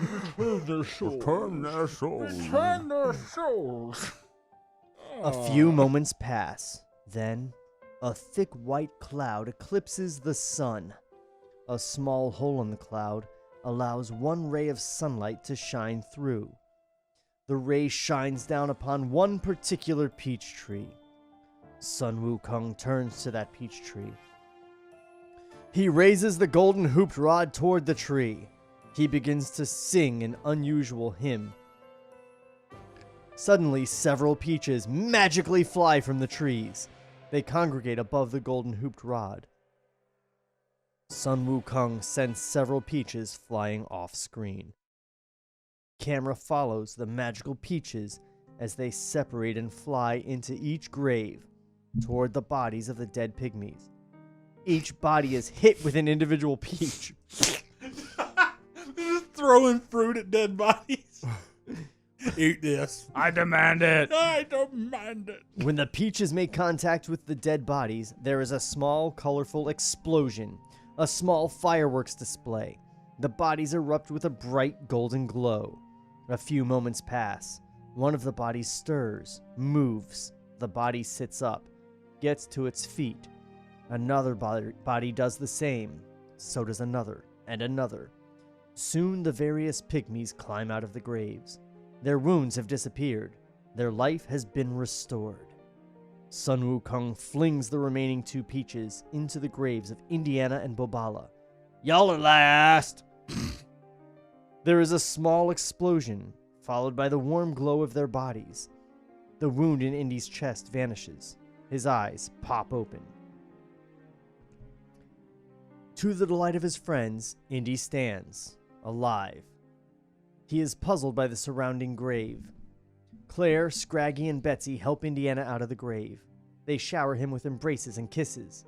But Indy remains confused, puzzled. What the hell's going on? Sun Wukong, looking very pleased with himself, stands behind Indiana. Claire smiles at Indy. I think there's someone you should meet. Claire points to behind Indy, who turns and sees the smiling Sun Wukong.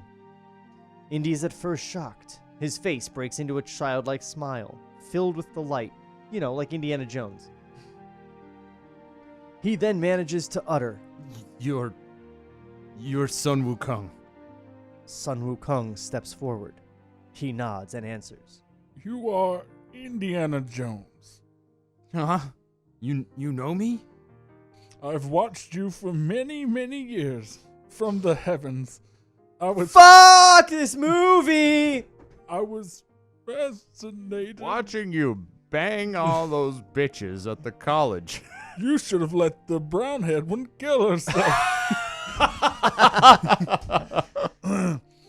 From the heavens, I was fascinated by your bravery, your passion in searching for me. Well, thanks. I'm very honored. The honor is mine, Dr. Jones. And you and your friends have saved my city from ruin. Kinda. I would like to return the favor. Sun Wukong gives Indiana the golden hooped rod. Indiana takes the priceless artifact. That belongs in a museum. And as God, you know this. He stares at the beautiful rod. Yeah, it does. Phrasing? He is very moved, speechless. Sun Wukong explains, raises an eyebrow. The golden hoot rod will be a faithful friend. It is capable of 100 transformations and will always remain by your side. Indy manages a nod. Sun Wukong sighs. I will explore the heavens for another. Surely my search will be a shorter and less hazardous than yours. Can I just say, this dude is ending this movie by giving Indiana Jones a magic wand. You want it? But he's selling him on it. He's like, the golden hoot rod will be a faithful friend. Even makes Julian fries. It is capable of 100. Sun Wukong, as played by Ron Popeil. Indiana smiles. Meanwhile, Kejor uses the opportunity to sneak away. Plucking. He disappears. This music always reminds me of Cowboy Bebop. Yeah, Yeah. absolutely. Trigun. Best theme song of anything. Oh, ever. yeah. Trigun. I listen to that album all the time. It's not appropriate, but I'm keeping it.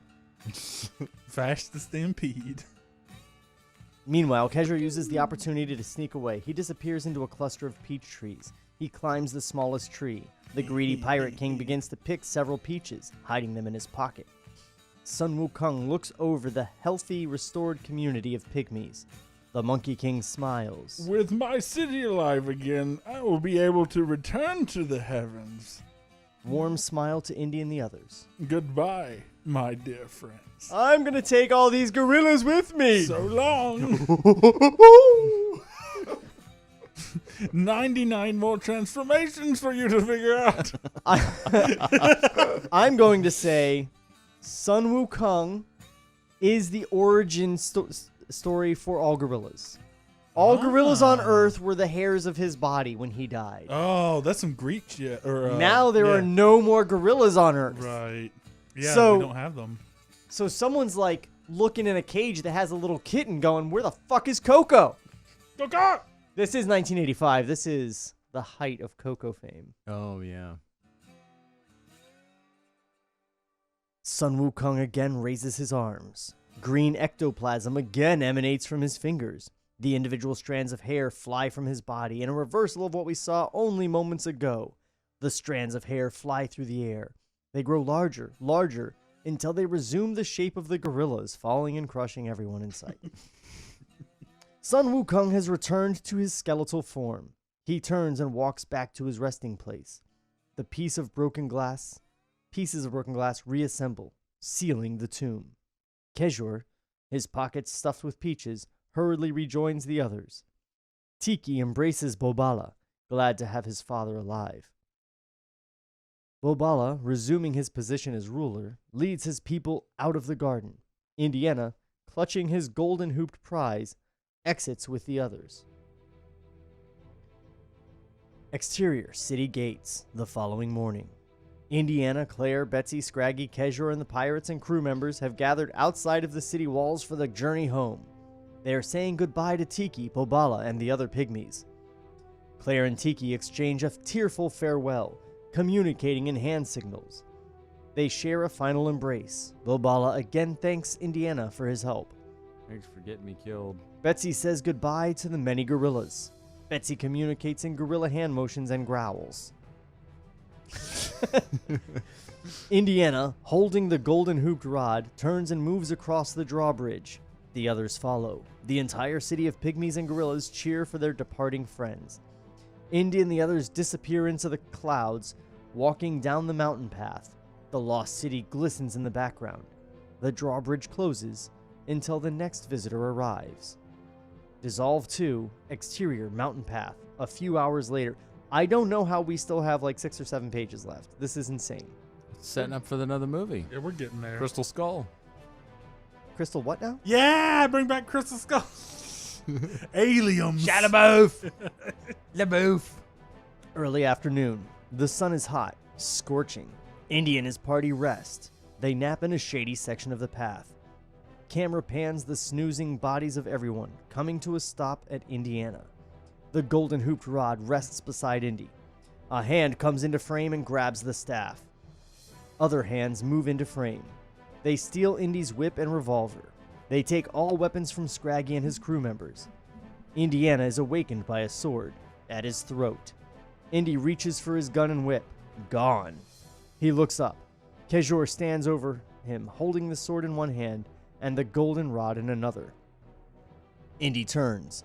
The other pirates hold swords and daggers at the throat of Claire, Betsy, Scraggy, and the crew members. Kejor twirls the golden hooped rod in front of him. He smiles at Indiana. She is a wonderful treasure, eh? We had a deal. Moves sword closer to Indy's throat. I have no deal with dead men. Son of a bitch. Kejor laughs. He has removed a peach from his pocket. He shines the peach on his cloak and gives a shrug to Indiana. I am an old pirate, Dr. Jones. Do you suddenly expect me to treat you with kindness and fairness? It is not my way of life. Indy is disgusted. Kejor takes a large bite from the peach. As he This is probably the peach of death. Death peach. He went to the wrong tree. There's like immortality peaches, die right away peaches, Death peach. turn you into worms peaches. Yeah. Turn into Taylor Swift peaches. Turn into peaches. Nailed it. He shines the peach. As he chews and swallows, Kejor nods to his men, motioning toward Indy and the others. Kill them. Takes another bite of the peach. But save their hairs. I will make a coat out of it. The men move to kill Scraggy, Betsy, Claire, and the crew members. Suddenly, Kejor emits a loud scream. Loud scream. Ah! He grabs his stomach in pain. He falls to the ground. The half-eaten peach rolls from his hand onto the ground. Indy and Claire rush toward Kejor. Something very strange is happening to the Pirate King. His hair begins to fall out. His teeth rot. His skin shrivels. His body becomes thinner, spindly. Kejor has begun to rapidly age. He continues to scream in horrible pain. The pirates step away, frightened. The others watch in horror. Kejor's... In reality, this is the point where the person would go, "This tastes weird. Here, try it." Well, I think this is the scene they reused in Last Crusade. Real. Yeah. Like where he drinks from the wrong cup. You have chosen poorly. Poorly.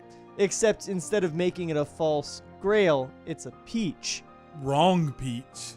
Yeah. That one was a rotten. This was not a Jesus is a peach.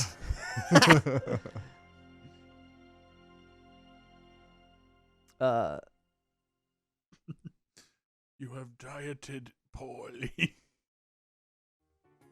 You have Atkins'd wrong. Yes. I'm keeping this music for this too. Too many carbohydrates. Kejor's body contorts, his skin withers, flakes, it begins to peel from his bones. His screams fade, his eyeballs roll out of their sockets. Only his skeleton remains. Fucking saw. It turns black and crumbles to dust. Only his elaborate clothing remains. The many stolen peaches roll out of his cloak onto the ground. The remaining pirates drop their weapons. They run off down the mountain, scared to death. Indiana holds the half-eaten peach in his hand. Betsy is puzzled. I thought the peaches promised immortality, eternal youth. The Garden of Immortal Peaches promises life only to those who are pure in heart. Kejor was evil. His heart was filled with greed. So that fly was pure of heart? I mean, when you're a fly, what could you possibly You know do? no like, evil. Like you're like, oh man, I gotta land on this shit. Like I want to eat all the shit. I'm gonna shit on this guy's donut. I'm gonna shit on this donut and then eat some shit. Like, like that's just a fly, right? Oh no, save me some Wukong. Life finds a way. 98 more transformations. Indiana drops the peach to the ground. He grabs his whip, revolver, and golden hooped rod. Scraggy and his crew members retrieve their weapons. Everyone turns, continuing down the mountain path, leaving Kajor's clothes and the several peaches behind, just for anyone to find. Cut 2. Exterior, Mozambique. Dock. Wait, so they could have just let the Nazis get these peaches and won the war. Right, they would have just won by just giving them what they came for. If Indiana already knew that, he should have been like, yeah, I'll take you to the peaches, dude. Come on. Maybe he's just lying so he gets laid later. He's like, oh, yeah, obviously, the bad of the evil. Yeah, doesn't. only good guys get brought back to life and Only shit. good guys like, with just super good guys with like big dicks and huge stuff. dicks. Small dick guys die as soon as they eat the peach. They turn to dust. Yep. What little dick they have shrivels up, goes away. You saw it. Yep. And I'll get you pregnant first try. He kept telling me he's a grower, not a shower. But fuck that guy. I was like, you're gonna die by peach.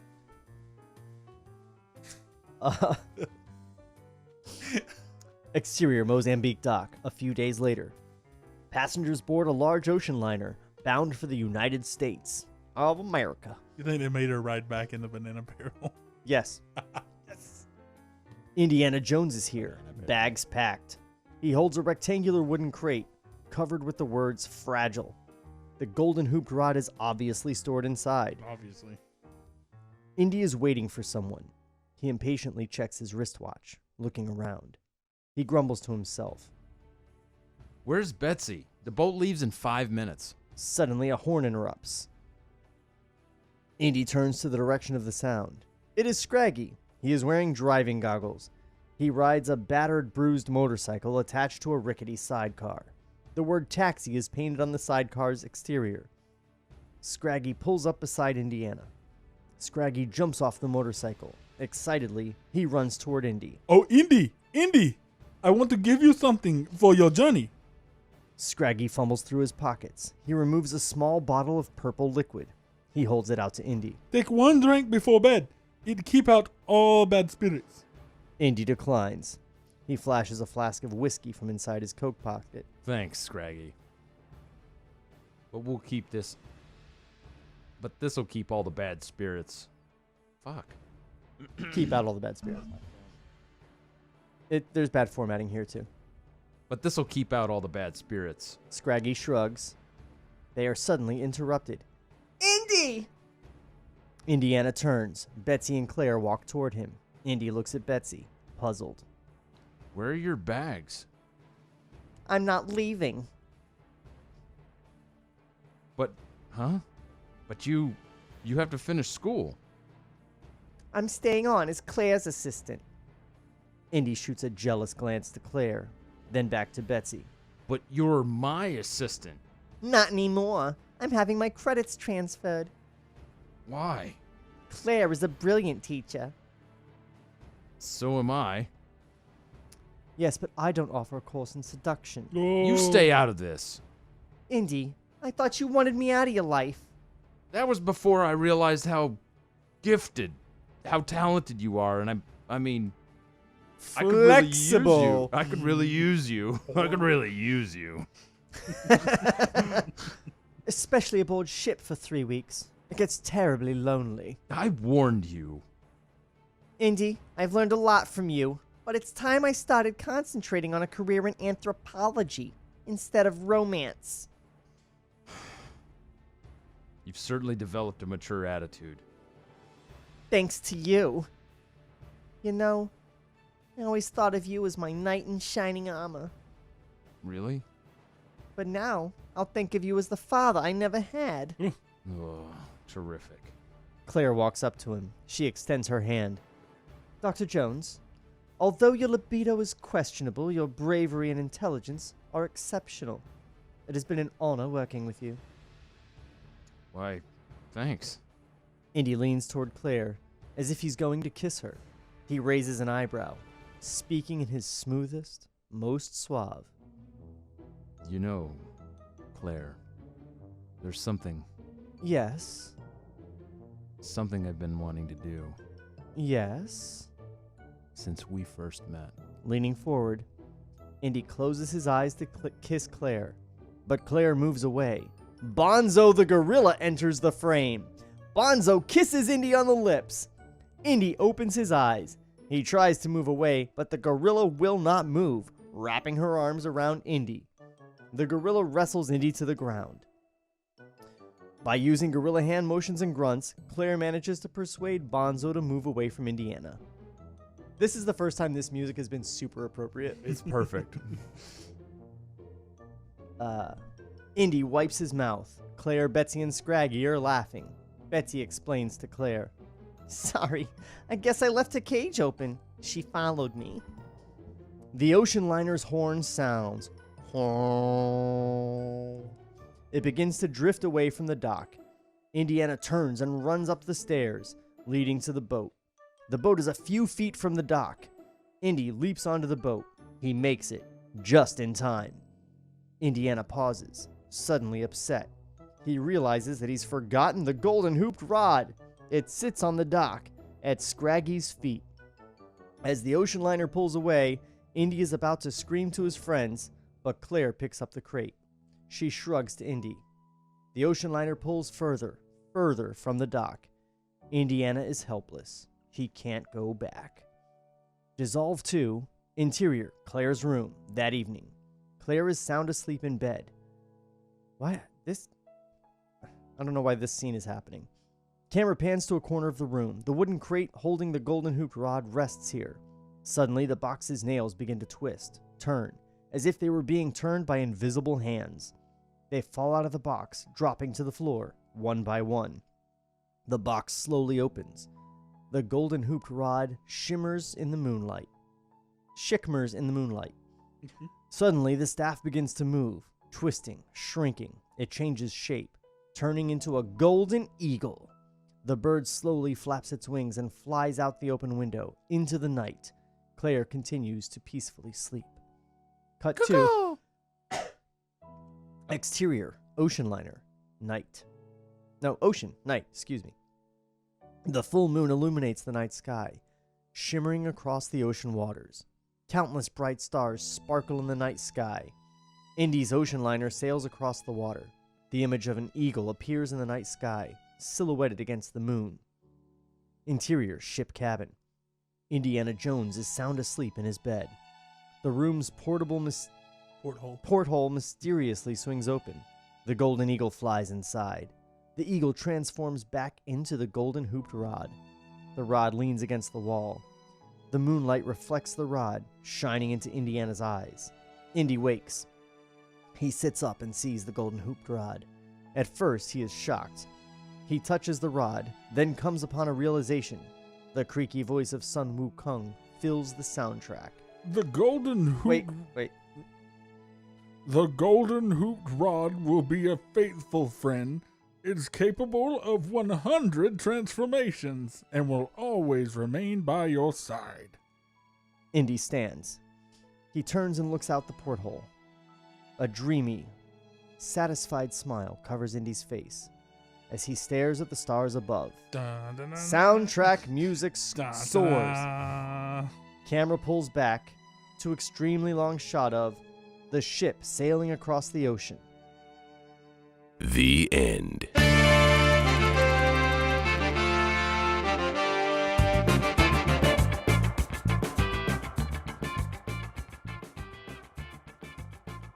It's about fucking time. Brilliant. That entire last act was brilliant. Was it though? Absolutely it was. Was it? Get the fuck out of here. The pirate bit the shark. There were some. I'll argue with you. There were some good moments. Brilliant moments. It was capable. Josh seemed like he wanted to be at home for most of this last episode. It was like 99 different transformations. Almost. The golden rod. That's true. It was an allegory for the script. The script is the golden hoop rod. Yep. Nailed it. Yep. We did it. You're not smarter than us, Moose. And the episode came in under 2 hours somehow. Wow. We did it by being quiet and not entertaining at all. You know, gorillas dressed as Nazis did all the work for us. Yeah, when really. there's content like that, there's not a lot that needs to be said. Yeah, you could cut that up and like shoot it on your Instagram and be like, gorillas dressed as Nazis. Oh man, so many views. Dude, you're gonna have so much idea for art from this fucking... This is amazing. Put it on top of a sand crawler. Splice a sand crawler. And then a pirate biting a shark. Like, So, yeah, there's a pirate jumping over it with a shark. There's a plane drop Scooby-Doo. I love Mystery Machine. I have to thank you two for sticking around to wrap this all up for episode 99. Yeah. So we didn't have to be reading more of this Monkey King shit for episode 100. How dare you? Monkey King shit. How dare you? This would be like Jeff's favorite movie, but it's a Sir. real movie. Yeah, put this on film.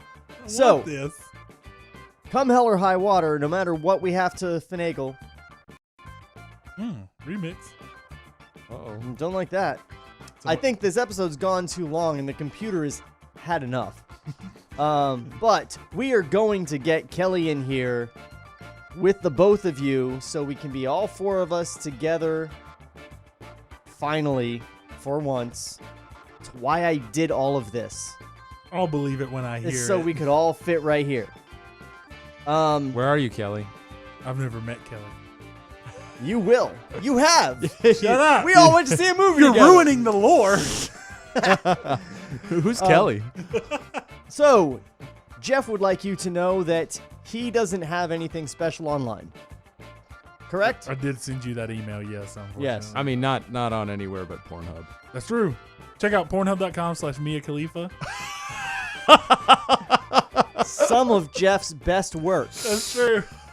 He In the does comments- his Kejur voice the whole time. In the comments section. Yeah. Josh. You can get a hold of me, me@joshuajbaker.com. I do videography. I do voiceover. I'm a fantastic project manager with 10 years of experience. Give me a call. Wow, look at that. That's professional sounding. Everybody, you can hit up Table Reads on Twitter or Instagram @TheTableReads, on Facebook.com/TableReads. Go to our website at TableReadsPodcast.com. There it is. I'm bad at this backwards camera thing.